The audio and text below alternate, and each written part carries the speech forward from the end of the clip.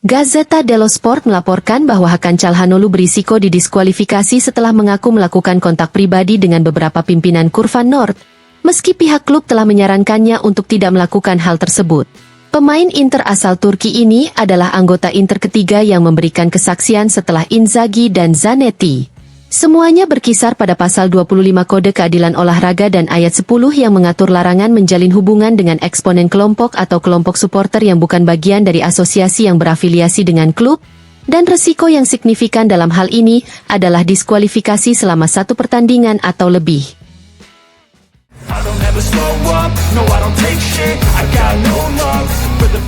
Corriere dello Sport mengabarkan bahwa Marcus Thuram adalah anti-Roma. Faktanya, striker asal Prancis itu telah bertemu Roma sebanyak 4 kali dalam karirnya antara Borussia Mönchengladbach dan Inter. Dia telah mengalahkan Roma sebanyak 3 kali, mencetak 3 gol dan bahkan menyebabkan gol bunuh diri. Untuk pertandingan tandang melawan Roma nanti, pelatih Simone Inzaghi juga masih akan mengandalkannya di lini serang Nerazzurri.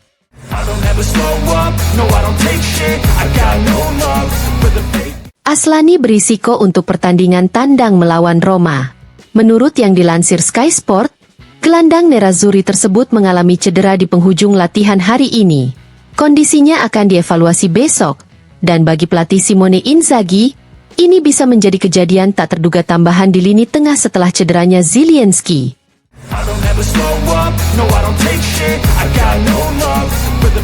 Corriere dello Sport melaporkan bahwa Roma sedang mencari CEO baru, dan di antara nama-nama yang mungkin, ada juga nama Alessandro Antonello, CEO Inter saat ini.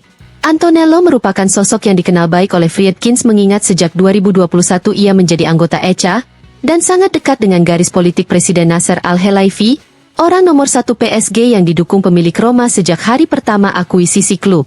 Di Inter, Antonello bertanggung jawab atas bidang perusahaan dan dengan munculnya dana Oaktree, ia tampaknya kehilangan kekuasaan. Oleh karena itu, ketika dihadapkan pada panggilan dari Roma yang akan memberinya peran kepemimpinan yang lebih luas, dia juga bisa berganti tim.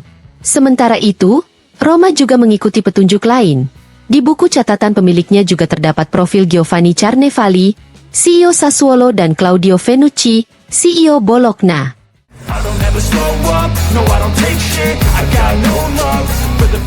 Goal.com mengabarkan bahwa dengan absennya Zielinski dan Aslani harus dievaluasi setelah cedera yang dideritanya saat latihan, pelatih Simone Inzaghi berencana akan melibatkan pemain Primavera, Thomas Brandbruch pada pertandingan tandang melawan Roma.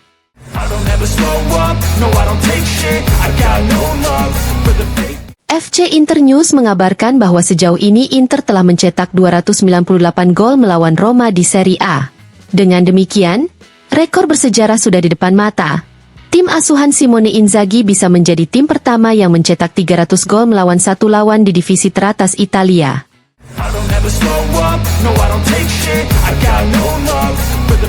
Dilansir Opta, meski tidak berperan sebagai striker, Federico Di Marco menjadi pemain yang paling banyak menciptakan peluang di Serie A musim ini.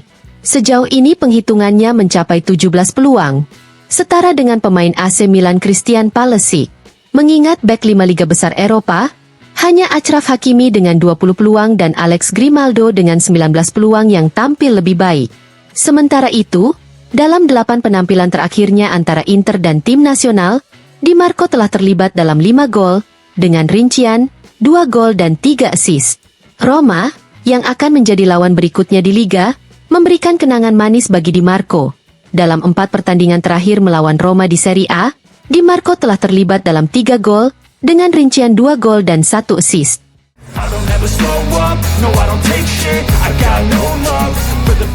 FC Inter News mengabarkan bahwa dengan seragam Inter, Hakan Calhanoglu telah terlibat dalam 4 gol, 1 gol dan 3 assist dalam 6 pertandingan melawan Roma di Serie A. Pemain Turki ini juga hampir terlibat dalam 100 gol di kasta tertinggi Italia. Ia saat ini berada di angka 98, dengan 46 gol dan 52 assist. Sejak debutnya di kompetisi ini, hanya Luis Alberto yang berada di angka 106 yang mencapai tonggak sejarah ini di antara para gelandang.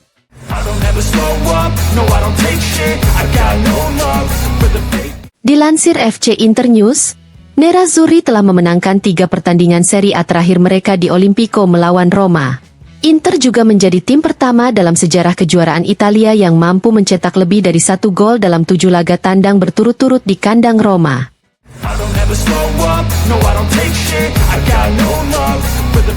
Pelatih Como, Fabregas kepada Sport Mediaset mengatakan, "Kami masih di awal. Namun yang terkuat di Italia adalah Inter. Ini adalah sesuatu yang sudah terlihat sejak tahun lalu.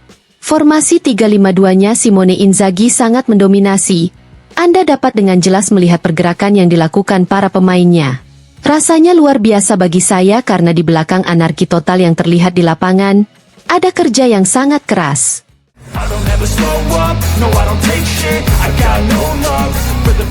Fabio Livrani kepada Tutto Mercato Web mengatakan, "Sampai saat ini, Inter dan Napoli berada di depan semua orang.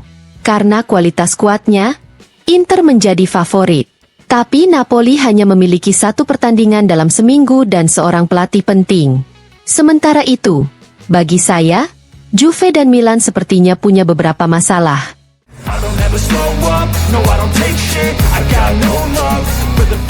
Ariedo Braida kepada Radio Marte mengatakan, "Inter tampil sangat baik. Mereka memiliki skuad dengan level tertinggi, dan mereka akan berjuang untuk memenangkan Scudetto hingga akhir. Sementara Juventus menunjukkan bahwa mereka belum menemukan jati diri mereka.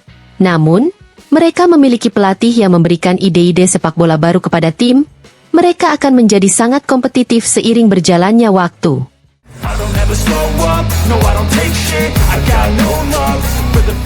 Mantan pesepak bola Brasil, De Maria kepada Calcio Mercato mengatakan, "Di Marco adalah pemain yang luar biasa, tapi dia harus meningkatkan staminanya. Secara teknis tidak ada keraguan, dia membuat umpan silang terindah di Eropa dari sisi kiri. Inter lengkap dan terlindungi. Mereka telah beradaptasi dengan ide-ide pelatih dan siapapun yang masuk akan menjaga level tim tetap tinggi. Ini sangat penting untuk 3 kompetisi. Mereka membutuhkan seluruh 25 pemain yang tersedia dan siapapun yang masuk akan tampil bagus."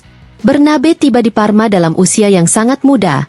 Di tahun pertamanya dia telah membuat perbedaan, dan di tahun kedua dia membantu timnya memenangkan kejuaraan. Tapi, ketika Anda bermain untuk Inter, segalanya berbeda.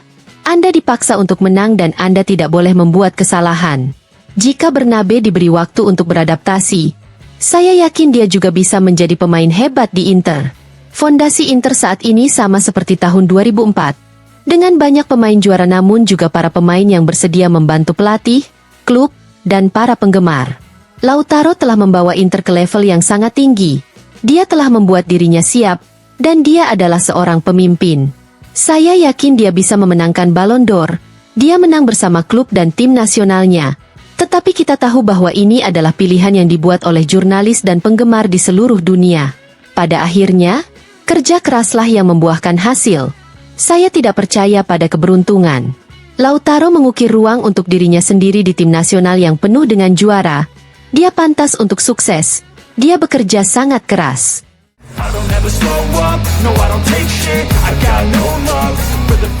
Presiden Lazio, Claudio Lotito kepada DAS mengatakan, "Dalam dunia sepak bola, hampir semua orang jago dalam permainan. Simone Inzaghi bermain bagus, tapi yang terpenting, dia sangat beruntung. Ini adalah fakta yang diakui oleh semua orang. Dia adalah orang yang beruntung, yang merupakan fakta positif dalam hidup. Seperti kata Napoleon, lebih baik seorang jenderal yang beruntung daripada seorang jenderal yang baik. Beruntung adalah nilai tambah."